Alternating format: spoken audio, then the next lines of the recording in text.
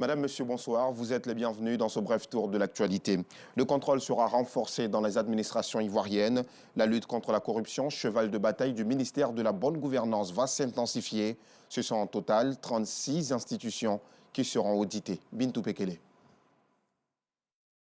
Renforcer le contrôle pour garantir la bonne gouvernance. Voilà la vision de l'inspecteur général d'État.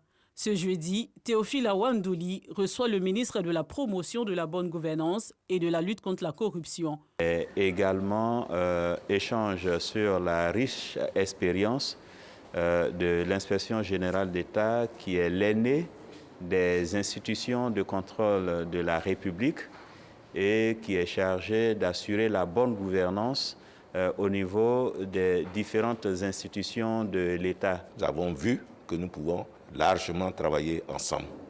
Et c'est pour ça qu'on a parlé de mémorandum d'entente qu'il faut signer pour essayer de formaliser un peu tout cela.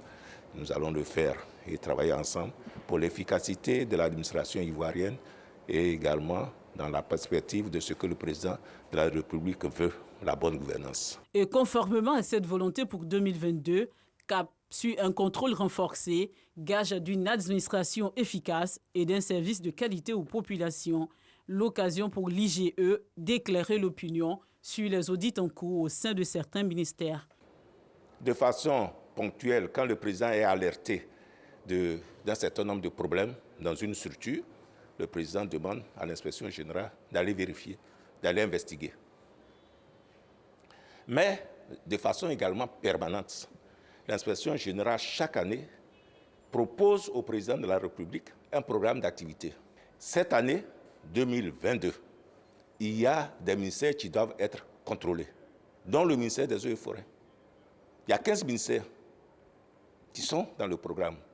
Il y a 15 sociétés d'État et EPN qui doivent être contrôlées.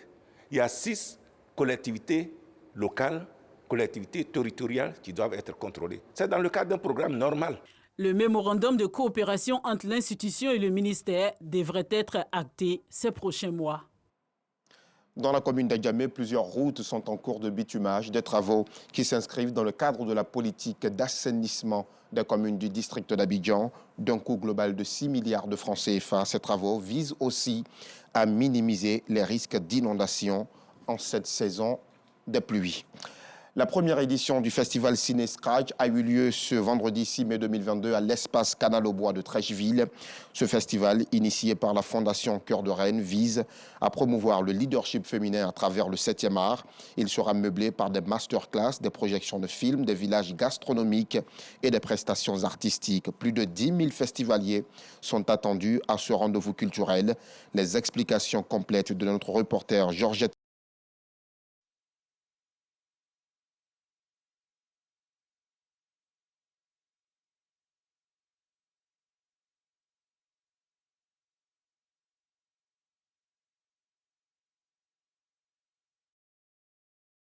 Une seconde a eu raison des éléments de l'unité spéciale d'intervention de la gendarmerie nationale à Wanabé, tuant 5 gendarmes.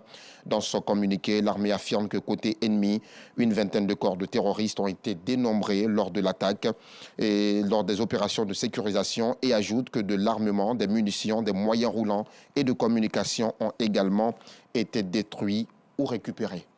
Au Congo-Brazzaville, le Conseil des ministres a décidé de convoquer le corps électoral le 10 juillet pour le vote général. L'annonce a été faite par Thierry Mongala, porte-parole du gouvernement, lors de la lecture du compte-rendu du Conseil des ministres. Le PCT, Parti congolais du travail, du président Denis Sassou Nguesso, a déjà investi ses candidats. Le parti de celui qui totalise 38 ans presque à la tête du Congo compte 92 députés sur 151 dans l'Assemblée sortante. L'Union panafricaine pour la démocratie sociale, unique parti de l'opposition disposant d'un groupe parlementaire dans la Chambre basse du Parlement, entend participer à ces élections législatives. Cependant, la date du second tour des législatives au Congo, qui vise à renouveler l'Assemblée nationale, n'a pas été fixée. C'est la fin de ce flash information. Rendez-vous à 19h30.